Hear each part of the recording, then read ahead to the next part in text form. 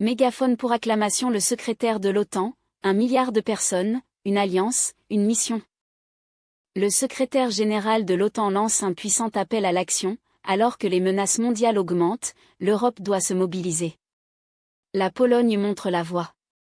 Le sommet de l'Haye façonnera l'avenir de l'OTAN. In my first speech as Secretary General in December, I said I wanted to start a conversation with the 1 billion people living in NATO countries about our security. And what better place to continue that conversation than here in Poland? You are truly a leader on defense, spending 4.7% of GDP this year. You are a strong supporter for Ukraine. And Poland has put security at the heart of your EU presidency. In my meetings earlier today, I thanked President Duda and Prime Minister Tusk, not just for talking the talk, but for walking the walk when it comes to our collective security. Now, I want to take some time with all of you to address the questions about the strengths of the transatlantic bond and to sketch out the path to our NATO summit in The Hague in June, following my recent discussions in Washington with President Trump. I know that things have been moving fast in recent months, and many of us feel less secure in this rapidly changing world. Russia's war against Ukraine is raging on, and there are concerns about how it will end. However it ends, Russia will remain the most significant and direct threat to our security.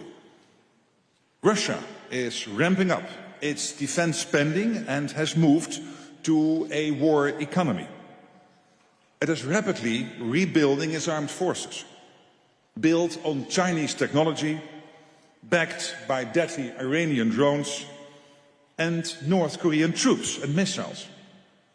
Putin has not given up his ambition to reshape the global security order. And he is not alone. China, Russia, Iran and North Korea are increasing their military cooperation and exercises.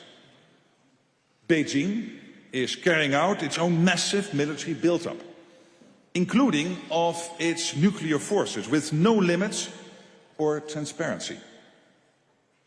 What's happening in Europe matters for the Indo-Pacific and vice versa. Securing lasting peace for Ukraine is essential for European security and for global stability. The world is watching. I welcome that President Trump has broken the deadlock with Russia and that talks are ongoing towards a ceasefire. I also welcome that the UK and France are leading efforts to contribute to a lasting peace, which we will again discuss tomorrow in Paris. At the same time, I know there are questions about the strength of the transatlantic bond and the United States' commitment to European security. There is tough rhetoric. There are difficult debates between Europe and America over trade and tariffs. And there are calls to revive ideas of European autonomy. Let me be absolutely clear. This is not the time to go it alone. Not for Europe or North America.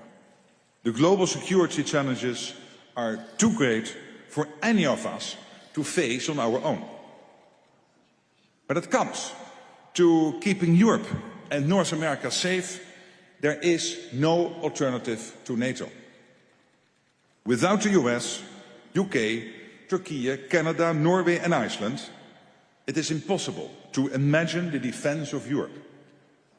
And nothing can replace America's nuclear umbrella, the ultimate guarantor of our security.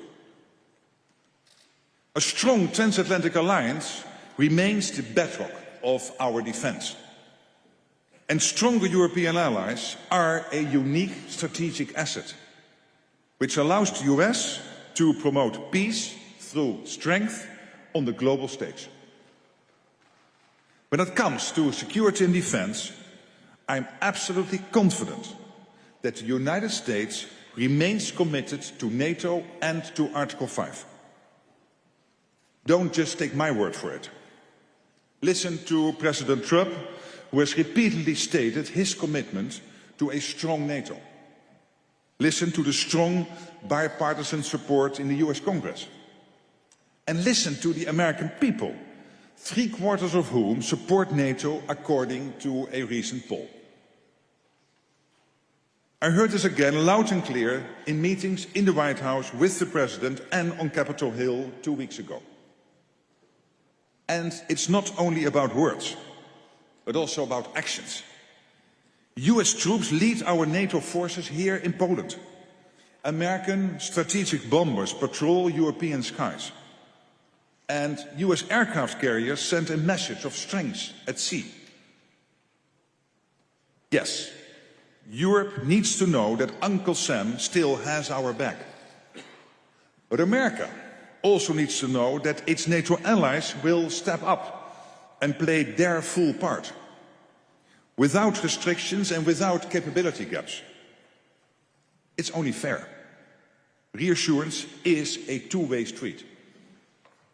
The US commitment to NATO comes with a clear expectation that European allies and Canada take more responsibility for our shared security.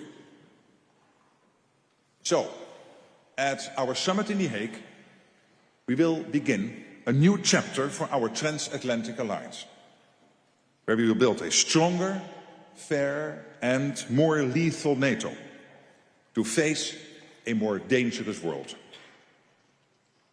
A stronger NATO means investing and producing even more for our defense.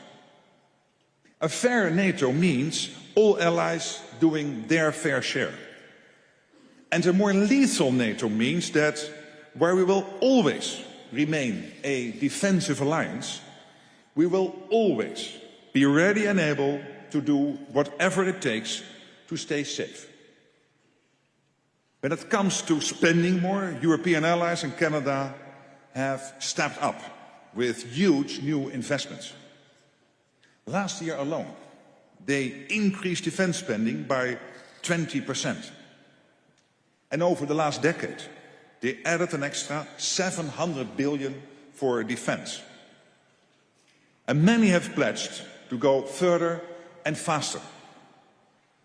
Poland is leading the way, alongside Estonia, Latvia, Lithuania, moving to spending 5% of GDP in the coming years. The German Parliament has unlocked more than $1 trillion in extra defense and infrastructure spending. Czechia, Denmark, Sweden, France, Finland, Norway and the United Kingdom have committed to considerably ramp up spending. And the European Union, only last week, came out with an initiative to free up to 800 billion for defense. All this is nothing short of a sea change for NATO's collective defense. This acceleration is absolutely necessary, and we have to keep our foot on the gas. When it comes to producing more, there are also great examples. Europe and North America are now producing millions of rounds of 155mm shells. New gunpowder and TNT factories are being built across the alliance, from France to Finland. And there are more fifth-generation fighters flying in alliance skies than ever before. We are also producing more together. Take the F-35, which combines American ingenuity with British know-how, Italian finesse and Dutch technical expertise. European companies are supporting ammunition production from Texas to Florida.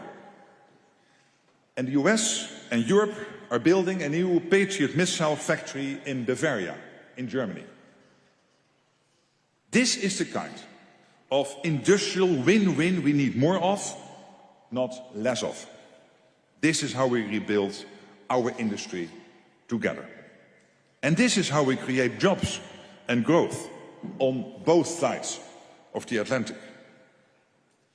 There are so many opportunities to boost our transatlantic defense industry even more. There are hundreds of billions of extra euros and dollars to go around. But we must go much further and faster to ramp up production across the alliance. The need and the urgency are crystal clear. Finally, European allies and Canada are also doing more for our shared security through NATO. They lead 7 of our 8 multinational deployments on our eastern flank. An Italian commander leads NATO's peacekeeping mission in Kosovo. A Dutch commander leads our training and advisory mission in Iraq. And European allies lead on NATO air policing over Iceland, the Western Balkans and the Baltics.